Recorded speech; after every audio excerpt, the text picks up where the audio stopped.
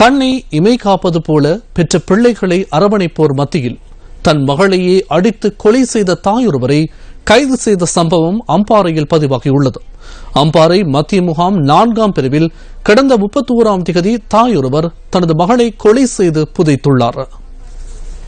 கடந்த 31ஆம் தேதி தாயின் வீட்டுக்கு சென்றபோது ஏற்பட்ட வாய் தகராறு வலுப்பெற்றதை அடுத்து 21 வயதான மகள் 55 வயதான தாயினால் அடித்து கொலை செய்யப்பட்டுள்ளார் என போலீசார் குறிப்பிட்டுள்ளனர். உயிரிழந்த மகளின் சடலத்தை தனது வீட்டின் பின்புறத்தில் தாயார் புதைத்துவிட்டு தனது மகள் காணாமல் போயுள்ளதாக அன்றிரவு போலீஸ் நிலையத்தில் குறித்த தாய் முறைப்பாடு செய்துள்ளார். இதனையடுத்து மத்திய முகாம் போலீசாரினால் முன்னெடுக்கப்பட்ட விசாரணைகளை அடுத்து வீட்டின் பின்புறத்தில் சடலம் புதைக்கப்பட்டமை தெரியவந்துள்ளது. இதன் பின்னர் நீதவான் முன்னிலையில் இன்று சடலம் தோண்டி எடுக்கப்பட்டது. சம்பவம் தொடர்பில் யுவதியின் தாயார் கைது செய்யப்பட்டுள்ளார். நீதவான் முன்னிலையில் தோண்டி எடுக்கப்பட்ட சடலம் சட்ட மருத்துவ பரிசோதனைக்காக அம்பாறை வைத்தியசாலைக்கு கொண்டு செல்லப்பட்டுள்ளது. சடலமாக மீட்கப்பட்டவர் மத்திய முகாம் 11ஆம் பிரிவைச் சேர்ந்த 21 வயதான கந்தசாமி ஜனனி எனவும் அவருக்கு 4 வயது ஆண் பிள்ளை ஒன்று காணப்படுவதாகவும் போலீசார் தெரிவித்தனர். இந்த கொலை சம்பவத்தின் சந்தேக நபராக கைது செய்யப்பட்டுள்ள மாணிக்கம் பார்வதிக்கு 4 ஆண் பிள்ளைகள் உள்ளதுடன் கொலை செய்யப்பட்ட யுவதி பார்வதியின் வளர்ப்பு மகள் எனவும் போலீசார் தெரிவித்துள்ளனர். இதேவேளை கொலை செய்யப்பட்ட ஜனனியின் கணவர் வெளிநாட்டில் பணிபுரிந்து வருவதுடன்